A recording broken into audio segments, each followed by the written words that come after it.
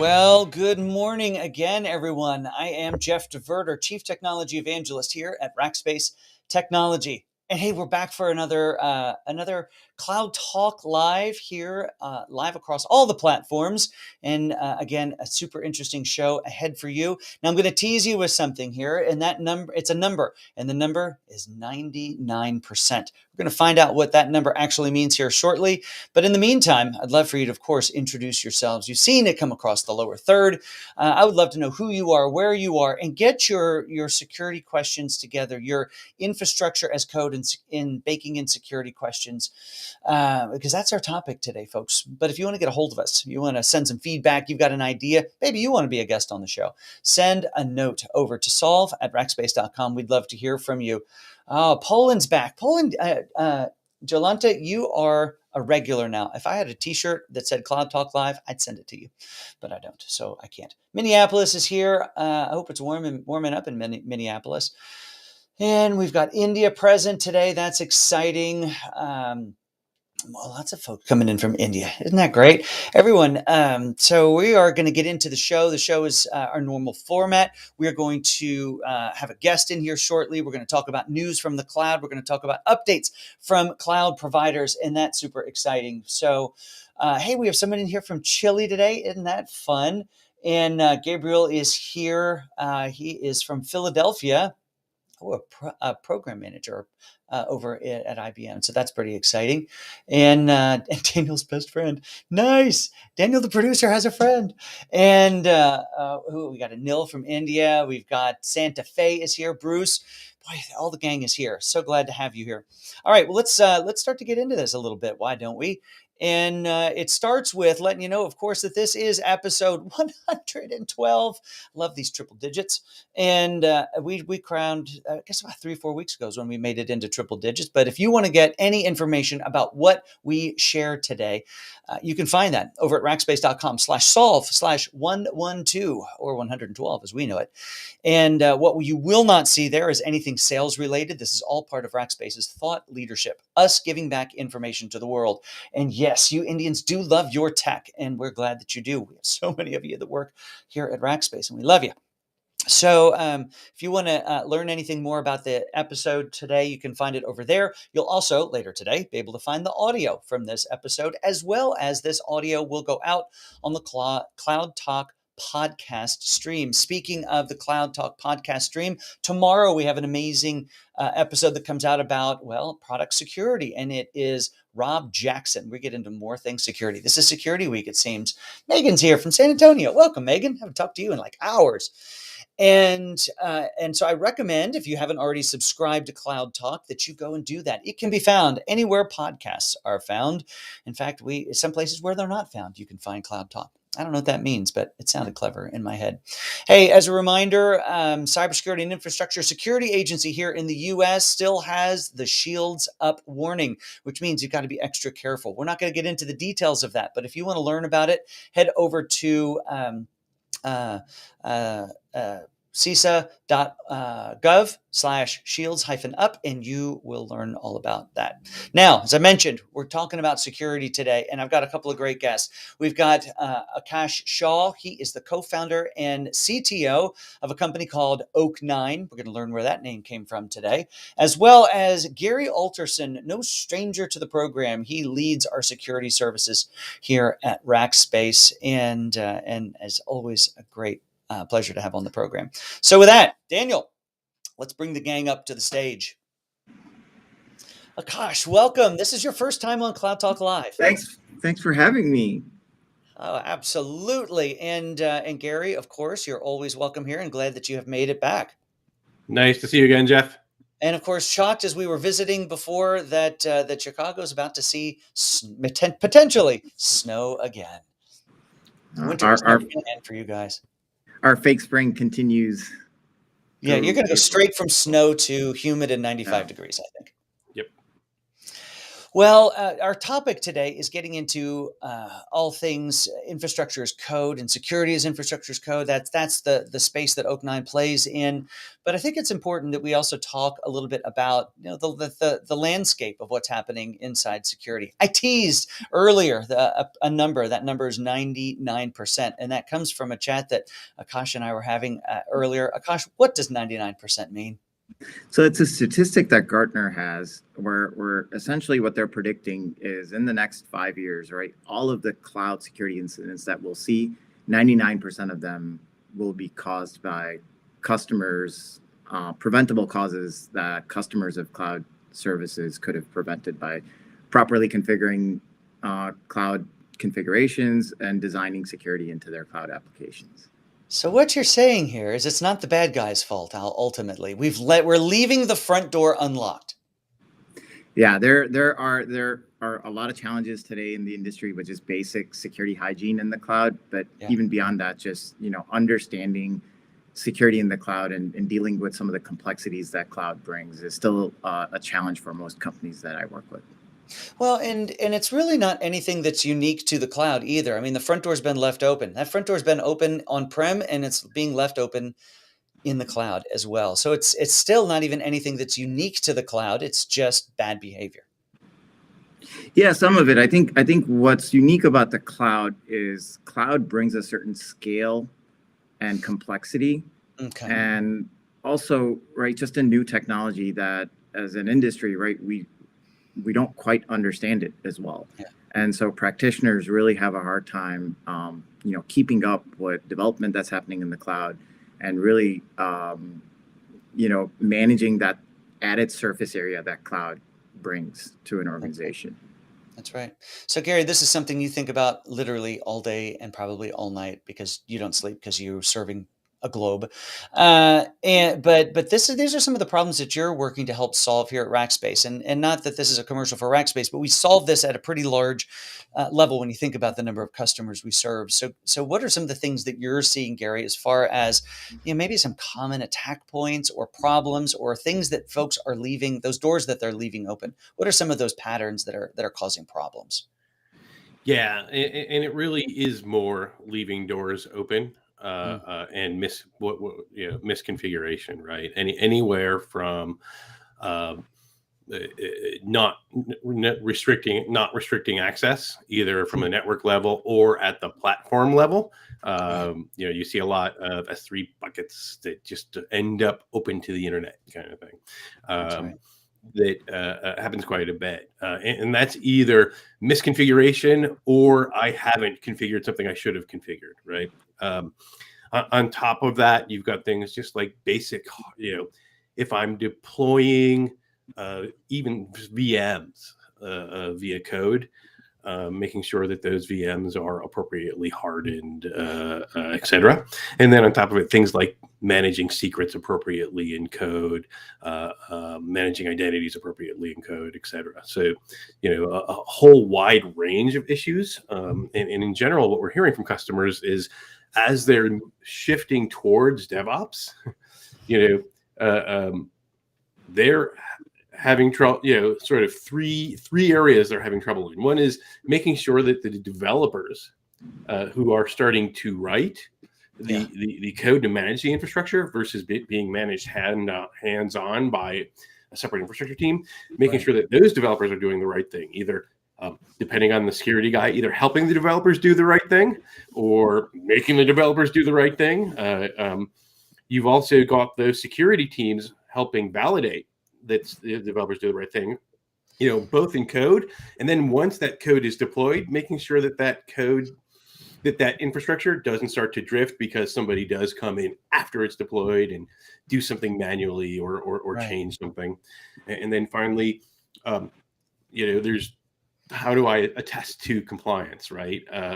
You've got auditors coming in who will never understand code, right? They're used to looking at a diagram and going, this is how the network should work and behave. Now that that's encoded in code, they don't understand that. So then how do you help those examiners and auditors understand really what the behavior is, what's configured, and validate for them that it's configured as it should be. Yeah, yeah. Okay, so real quick, I want to follow up on that, but hey, we got a JP is just saying hi to everybody, so we got to say hi back to JP. So JP, thanks for joining in, and Malaysia's here. I'm not sure if we've had Malaysia before, so I'm so glad that you've joined up. And Shah, thank you. Hey, how are you guys? I mean, I just called your name out, JP, and others. How are you addressing the infrastructure as code? Code deployments and ensuring that they are as secure as possible. Because if I dig back into what Gary's just saying here, I am, I quote all the time that the cloud is effectively more secure than on-prem for a lot of different reasons. But what you're actually calling out here is super important, and that is the fact that we're potentially taking folks who are used to doing things in the infrastructure team by hand, and now in some cases turning them into coders. In other cases, we're taking coders and turning them into infrastructure people. So it's there, we say that 99% of these issues could be remediated, which is very true. And it's not like somebody's going and purposely unlocking the door, but there are some new muscles to be flexed here, and figured out. And I think that probably plays into it in a pretty significant way.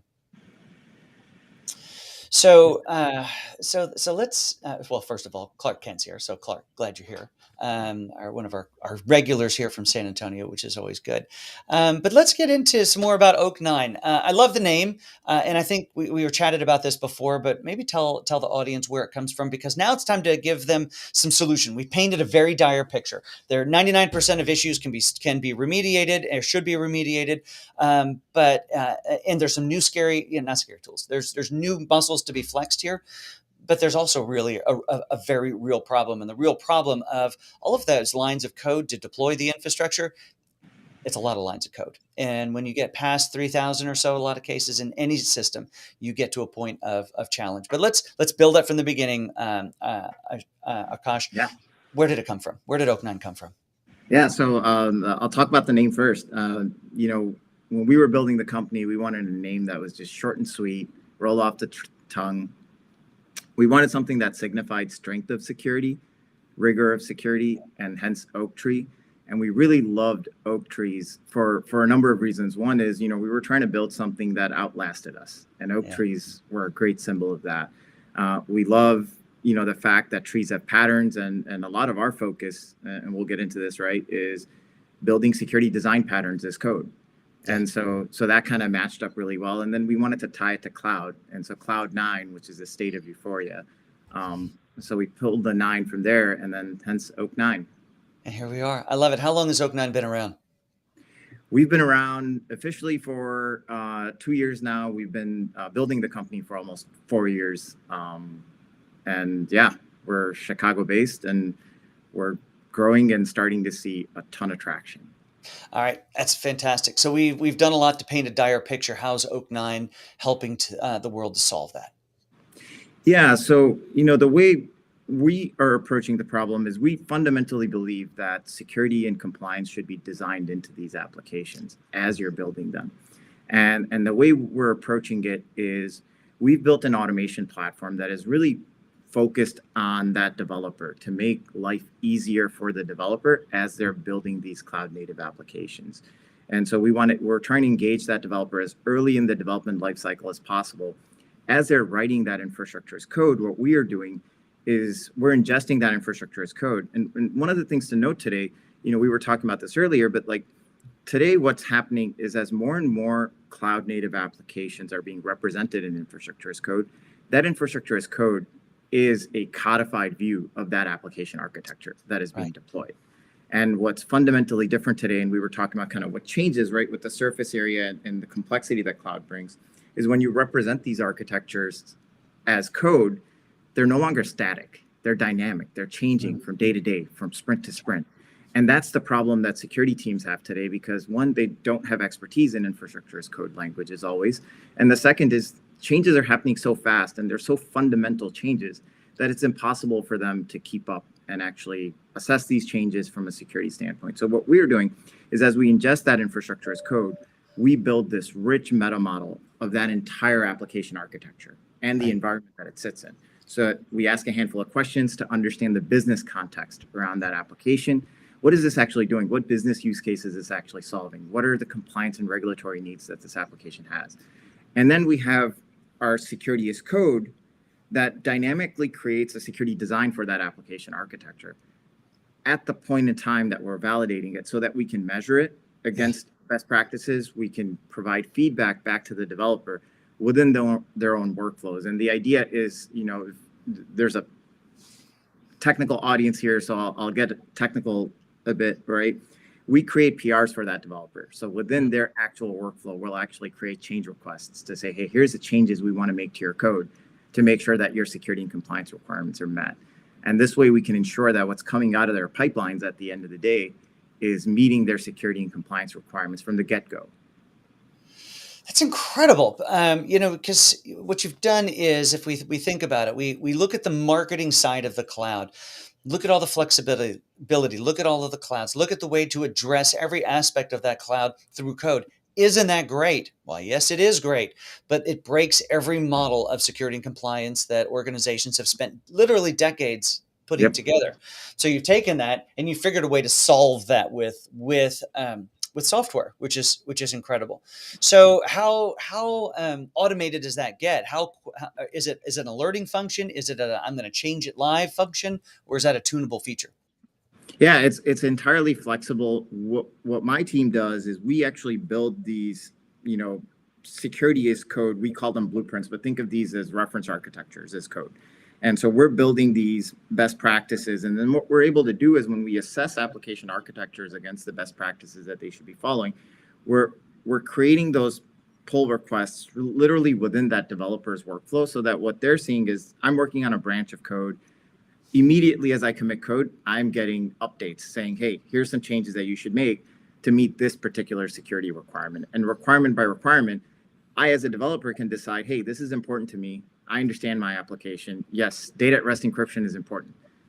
Here's 50 lines of code change that I'll accept because I know I need to protect this information, because maybe it's, sensitive healthcare information that I know needs to be protected.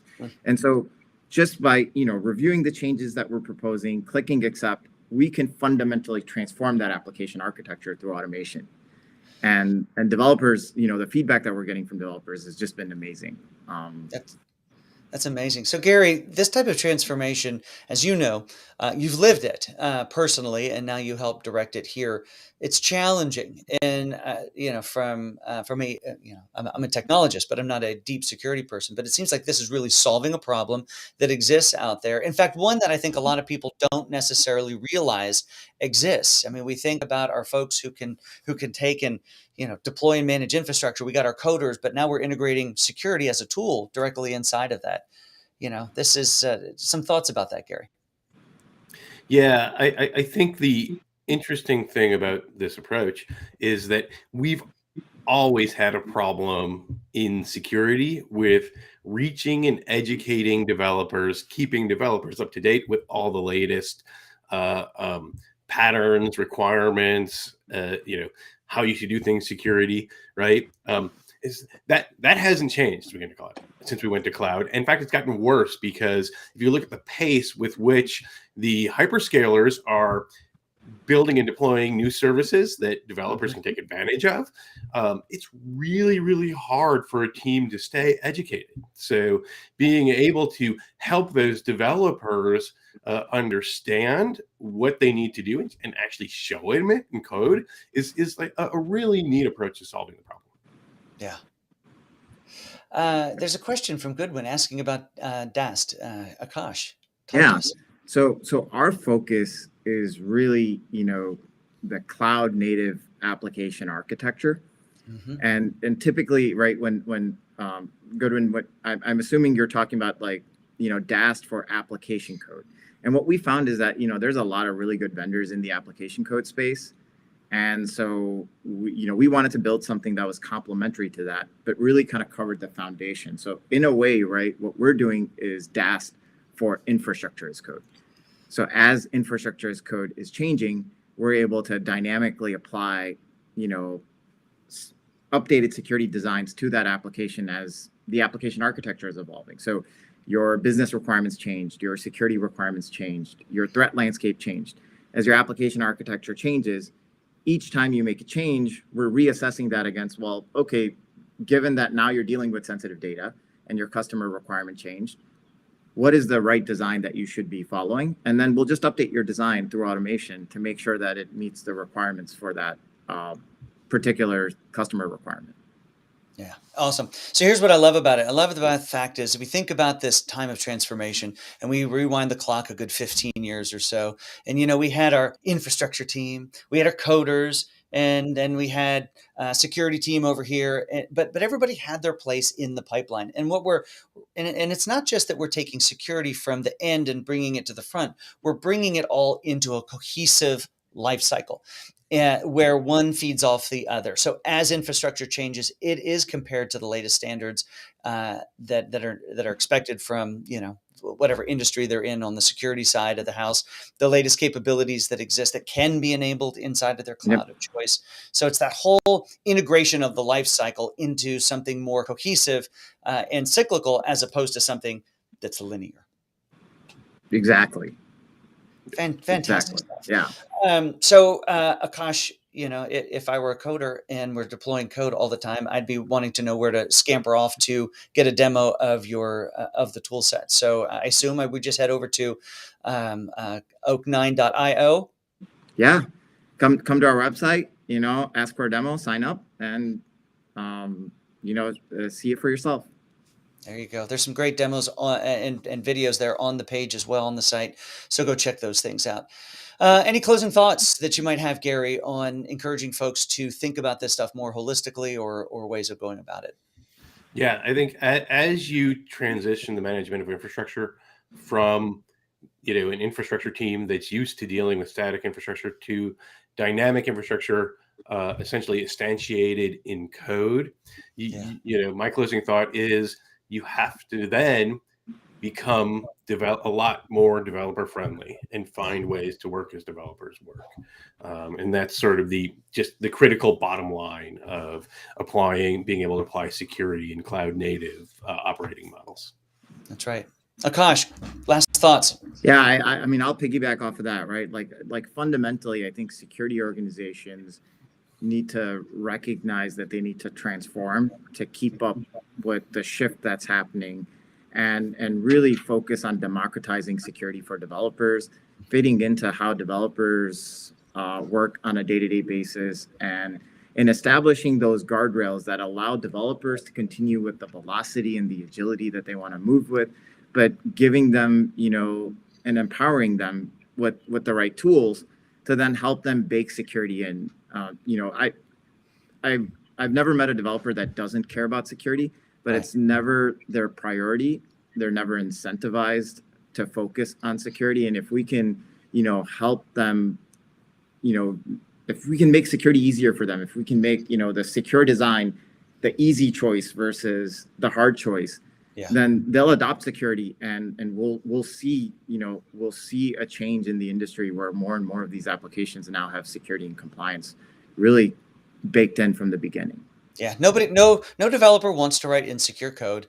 They don't want to have to rewrite code doing the great security. So with tools like this, they can do it in real time as they do their work, which is fantastic. Yeah. Hey, so a last question here that we'll grab, and we really have about 30 seconds. But any thoughts around IDE plugins for devs doing IAC? Oh, I love that question. We have some great plans for IntelliSense based approaches here. Really, the core idea here is, as a developer, I want to focus on the functional capabilities of the product that I'm trying to build, right? And if my security team can, kind of enable me through automation and help me address all of the security considerations there, then that's what I would love, right? So imagine that you're building a new application architecture or updating an application architecture, and security is just automatically being fed into you as you're writing code. That's where we're going. So yes, super excited about that. That's awesome. All right, Gary, Aakash, thank you so much for being on the program today. This has been fantastic.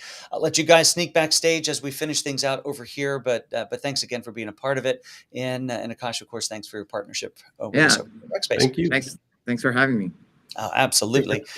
All right, folks, that gets us through the first section here, but there's still more to come. But if you want to hear more from great folks like this inside of the Cloud Talk stream, you're going to need to subscribe. So go find anywhere you can find Cloud Talk or find podcasts and subscribe to Cloud Talk, or just head over to rackspace.com/solve/112. No sales there. All right, let's press on, everyone. We've gotten through the discussion. That means we're heading off to This Week in Cloud. And This Week in Cloud means that we're going to get into what updates are coming from what news is happening inside of out in the world that has to do with cloud, and why does it matter to you? And our first bit of news comes from Boeing. I don't know if you saw this earlier this week. If you're following me on LinkedIn, you would have seen that I did post and had a great discussion online with some folks about this, and that is the little company called Boeing, massive company called Boeing, made a public commitment to multi-cloud. If you go and read this article, what you find is they have said, look, all three clouds are fair game for our developers, and make this a cloud-first strategy. They want to ensure that there are more that take advantage of the additional tools and capabilities that exist inside of any of the clouds, and actually very heavily rely on digital twin technologies to be able to digital twin capabilities to be able to understand and predict behaviors of any aspect of these of the aircraft. So really interesting article. And like we've been saying here for a long time, multi-cloud is where it's at. Nobody's going to be a single cloud user. Nobody. 99% of us will use multi-cloud. So embrace it and go check out what Boeing's up to. You can find that over on that website /solve/112. All right. Next is a bit of news from Google. Now, Google's been having a data conference this week, and they have some news that they have announced a cloud-based approach that offers an open ecosystem for data sharing. Now, this is to help combat the fact that they aren't like a company that's been around longer, like AWS, who has tons of different data offerings. But this is to help companies utilize whatever cloud and whatever platform that they want to use, and be able to share data between it. Now, if you go read the article, in fact, even follow any of the things that are happening at their data summit this week, there's some really interesting things there. But also what they've done is through this announcement, I'm scrolling down here on my notes to be able to get down to, they announced a partnership between a lot of different organizations, and like Confluent, Databricks, Data IQ, Deloitte, Elastic, Fivetran, MongoDB, Neo4j, Redis, a bunch of others that have become a part of this open alliance to be able to enable the data sharing. So pretty cool stuff. All right. With that, let's talk about what some of these cloud providers have done to enhance their clouds this week, and it's the cloud announcements. So let's start with AWS. AWS's announcements is interesting, and it's an evolution of offering, like a lot of these tend to be. Their IoT device management and IoT device management Defender now supports monitoring devices, a device metric via the list metric value API. Now, sounds kind of heady, sounds kind of weird, but it's not. The reason I called this one out and was gravitated towards it is the fact that more and more of things, just like our conversation with Aakash, are being done by code. So there's an API, it's an application endpoint that we can now connect to with any of our monitoring tools or our own programs and be able to be alerted or notified when something interesting happens. Interesting meaning potentially scary. So check that out. Go read about that one. Now over from Amazon, not Amazon, that was Amazon, from Azure. Azure's announcement is a public preview around capacity reservation support inside of their Azure Kubernetes service. So being able to reserve capacity. Now, this is different than what you might think of in reservations on VMs. Now, reservations for VMs means I'm going to commit to use a certain amount of VM capacity, and I'm going to get better pricing on it, but I'm going to, agree to have that machine alive for the next period of time, 12 months, 6 months, whatever it might be. But in this case, it's around capacity. Containers, they are super fluid and dynamic in an appropriate environment. And so what they're doing is making sure that companies can reserve a certain amount of capacity to be able to utilize that. So that's pretty cool. Now, lastly, over at Google, their big announcement is retail search is now in general availability. Now, I call this one out as a GA announcement from Google simply because they have really done some amazing things around their retail capabilities. Obviously, in helping other retailers be able to be more dynamic and more cloud native without them having to go to, let's say, a competitor like AWS and give their money to them. I know Home Depot utilizes this service pretty extensively and may have been one of the flagship companies that they help model it out on. But go check out what they've got in their retail capabilities as it relates specifically to the cloud. You'll be able to find this over at rackspace.com/solve/112, a link to this particular feature with all the documentation that exists behind it. All right, folks. So that's our cloud releases. And that takes us lastly over to the job of the day. So we don't here at Cloud Talk Live really pitch much about Rackspace other than trying to get you to come spend more time with us as an employee. So our job today is this one. It has to do with the Microsoft 365 space. We have a huge offering here, and we're looking for Microsoft 365 migration engineers. Now, as a migration engineer here at Rackspace, you'll gain an in-depth knowledge of companies' businesses and be able to recommend solutions that best fit their needs utilizing, of course, the cutting-edge technology that is Microsoft 365. So if you're an expert in the Microsoft suite, reach out to us. Go over to rackspace.com/solve/112. You know what else you find there? A link to that job and a whole lot of other ones. I'd love for you to come hang out with us. I just got to present to our rookies this week. It's my favorite meeting of the month, next to hanging out with you guys every day, of course.